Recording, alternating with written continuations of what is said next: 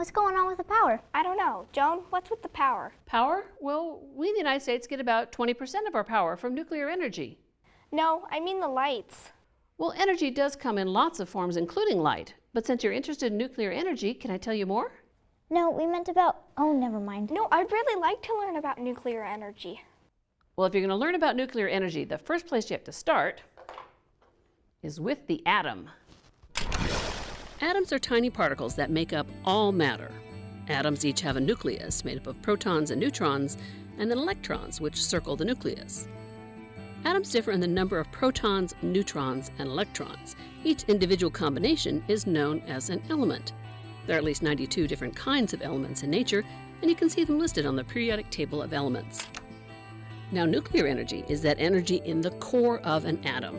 That energy that holds the atom together is the strongest force in nature. And when we break that bond, the energy that gets released can be used to produce electricity.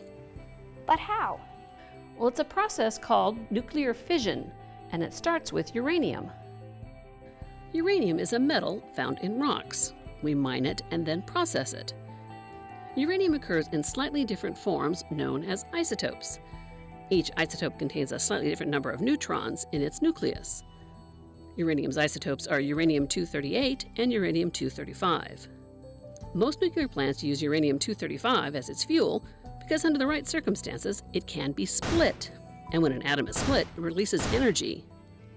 Nuclear power plants use the heat generated from splitting atoms to heat water, which is then turned into steam.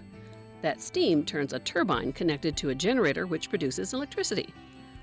A nuclear power plant produces electricity in pretty much the same way as a coal plant does. But instead of burning a fossil fuel, the nuclear power plant gets its heat from splitting atoms. But how does that work? The core of a nuclear reactor has a number of rods filled with uranium. Then the operator shoots neutrons into the uranium and start a chain reaction. What do you mean by a chain reaction? Well, kind of like this, over here. So imagine that these dominoes are the core of a nuclear reactor. So you send in a neutron to split the first atom. It then sends out more neutrons to split the next atoms, and then it sends out more neutrons and splits more atoms. And each time you split an atom, it releases energy in the form of heat. You mean it just keeps going on and on? Does it ever stop? Well, nuclear reactors have things called control rods that help slow down or stop the chain reaction. Here, let me show you.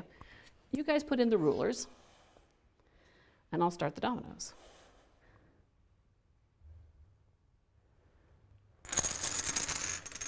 What happened? It stopped. Right. So an operator can put in control rods into the reactor and control the process of nuclear fission. And in that way, he controls how much heat the reactor puts out. But nuclear power, like all sources of energy we produce, has its pros and cons.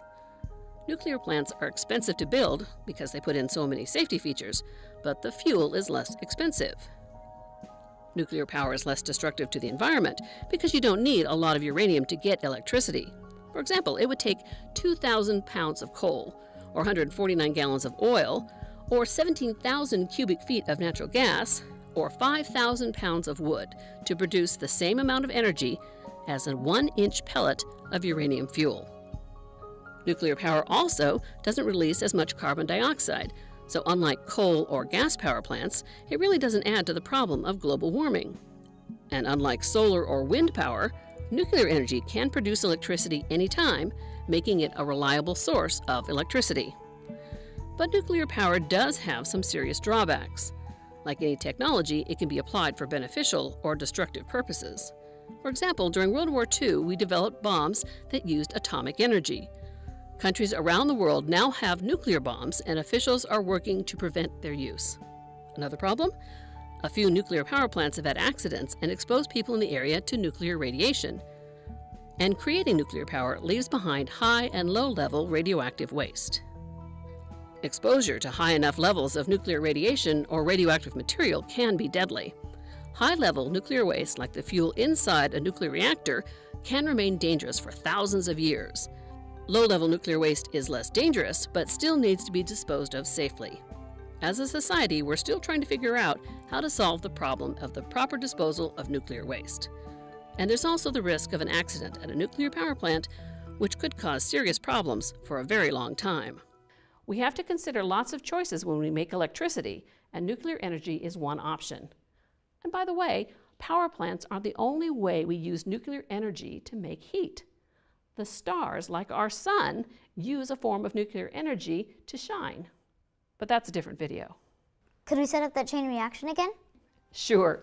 And for the rest of you, if you want to learn more about nuclear energy, check out that area on the Science Trek website.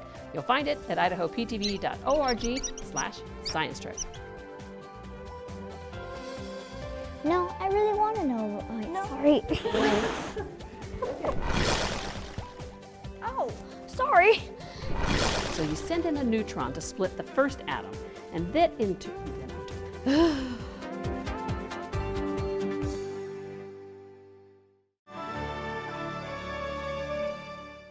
Presentation of Science Trek on Idaho Public Television is made possible through the generous support of the Laura Moore Cunningham Foundation, committed to fulfilling the Moore and Bettis family legacy of building the great state of Idaho. By the Idaho National Laboratory, mentoring talent and finding solutions for energy and security challenges.